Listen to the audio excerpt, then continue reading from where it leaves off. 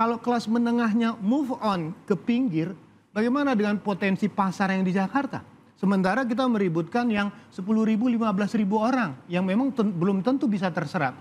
Tapi ketika mata airnya berpindah ke pinggiran yang masuk yang air mata, menjadi masalah buat Jakarta ini.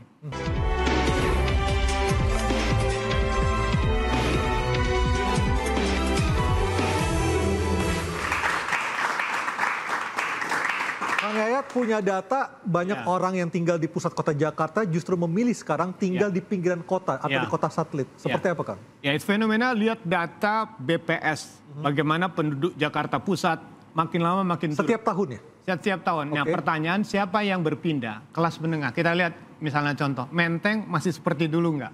Kawasan-kawasan elitnya, perumahan-perumahan elit. Dan bisa dilihat faktanya, mal-malnya masih hidup atau tidak. Hampir sebagian tutup. Karena pajaknya juga mahal sekali, kan? Mahalnya pajak. Artinya kelas menengah itu melihat bahwa lingkungannya sudah tidak sesuai ekspektasi mereka.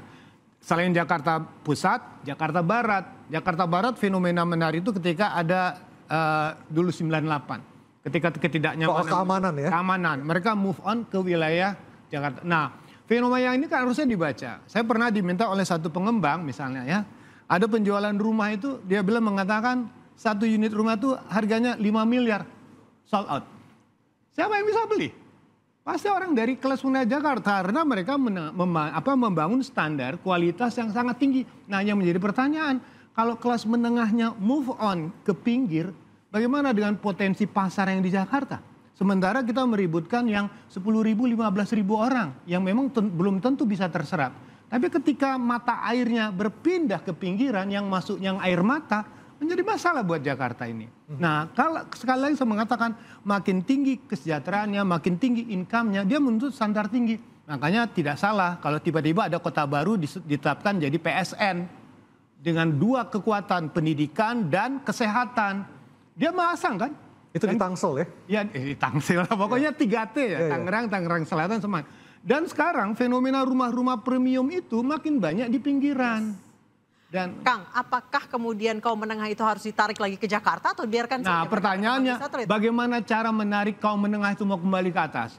Udah kerja work from anywhere, work from home. Sementara di pinggiran itu mall makin bagus, properti perkantoran makin banyak. Pendidikan juga makin bagus. Makin bagus. Jadi pertanyaannya, Jakarta rame di tengah, tapi kelas menengahnya sudah pindah ke pinggir. Nah, pertanyaannya apa yang mau ditarik kalau misalnya persoalan identitas? Makanya pertanyaan Pak Gubernur menarik. Boleh datang ke Jakarta asal identitasnya jelas. Pertanyaannya, yang menengah ke atas pindah ke pinggiran, identitasnya masih Jakarta atau pinggiran?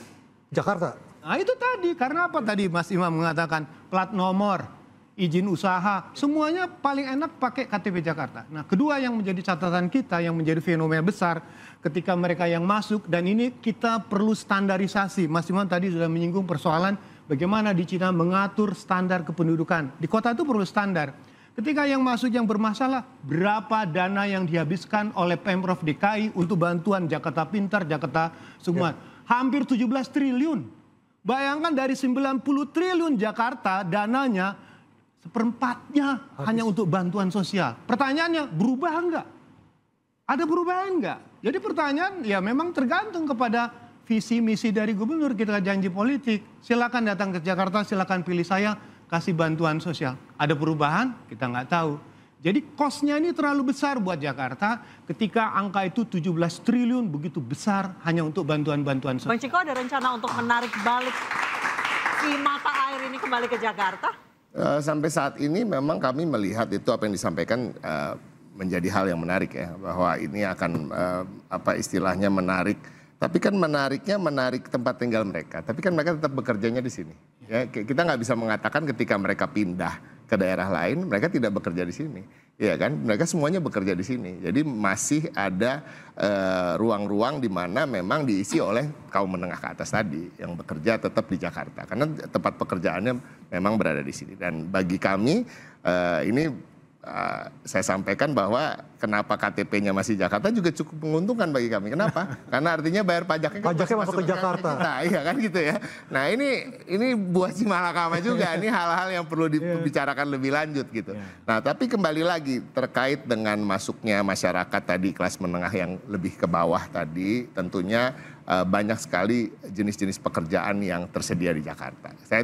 Kita tidak bisa mengatakan tidak ada pembangunan di Jakarta sama sekali. Saya tadi mengatakan Pemprov sendiri akan membangun banyak transit oriented development, banyak gedung-gedung pencakar langit, banyak gedung-gedung untuk rusun di mana akan dibangun dekat stasiun, terminal dan lain-lain. Banyak juga pekerjaan-pekerjaan di bidang jasa misalnya yang memang sekarang semakin maju sebuah kota ini akan mengarah menjadi kota yang menyediakan banyak pekerjaan di bidang jasa. Dan ke depan Pemprov DKI Jakarta juga mempunyai program-program seperti tadi Mas Pram dan Bang Dul yang dijanjikan dalam visi misinya adalah salah satunya job fair di tiap kecamatan per 3 bulan sekali. Ini sudah dilakukan pertama kali kemarin dan sudah bisa menyerap beberapa tenaga kerja di mana kita kerjasama dengan korporasi-korporasi, BUMD, BUMN dan juga Pemprov sendiri.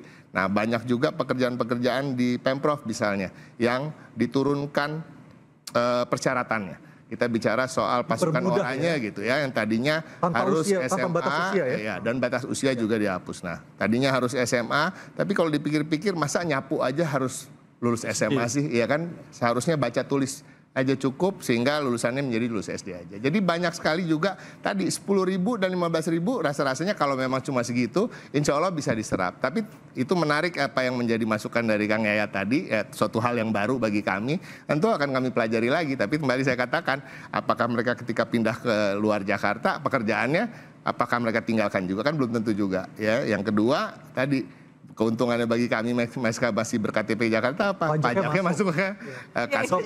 Nah ini PAD ya. Berarti operasi justisi mereka yang sudah tinggal di Jakarta kemudian KTP-nya dihapuskan itu sebenarnya rugi dong. Gimana? Kan sempat kemarin mereka yang sudah tidak tinggal di Jakarta lagi, KTP-nya diblok nih, nggak boleh lagi pakai KTP Jakarta, sebenarnya rugi dong. Tapi kan harus dilihat juga apakah betul mereka masih bekerja di sini apa enggak. Ya kan itu kan masih bisa di-trace juga.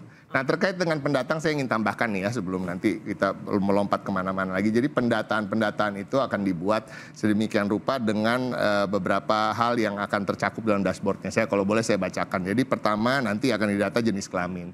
Yang kedua presentasi pendidikan SLTA ke atas dan SLTA ke bawah.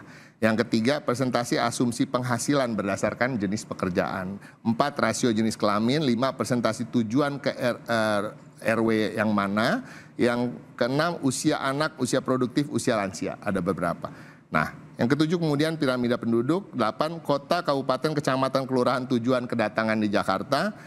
Yang ke-9, top 10 kota, kabupaten asal kedatangan. Yang 10 pendidikan pendatang dan yang 11 top 10 pekerjaan pendatang. Nah hal-hal ini juga akan kami data ke depannya dan akan insya Allah datanya sesahih mungkin ya. Walaupun tentu akan ada tetap miss, kong kali kong di bawah lah, RT RW-nya juga ya kan bawa keluarganya, bilangnya titip kakak juga bisa ya. Titip kakak, tapi ini sekarang akan kita perbaiki dan seperti saya katakan tadi tidak bisa juga 100% kita harapkan betul-betul sahih datanya, tapi minimal 90% udah cukup lah dibandingkan dengan sebelum-sebelumnya mungkin pendataannya agak kacau.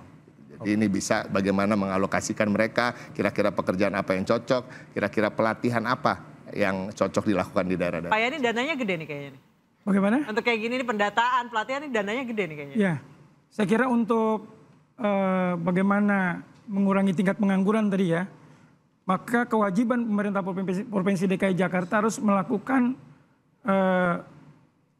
balai pelatihan kerja buat warga masyarakat. Nah tentunya kegiatan-kegiatan yang dilakukan ya memerlukan biaya ya, memerlukan biaya. Nah harapan kita pada saat memang ada satu pembiayaan maka ada outputnya, hasilnya.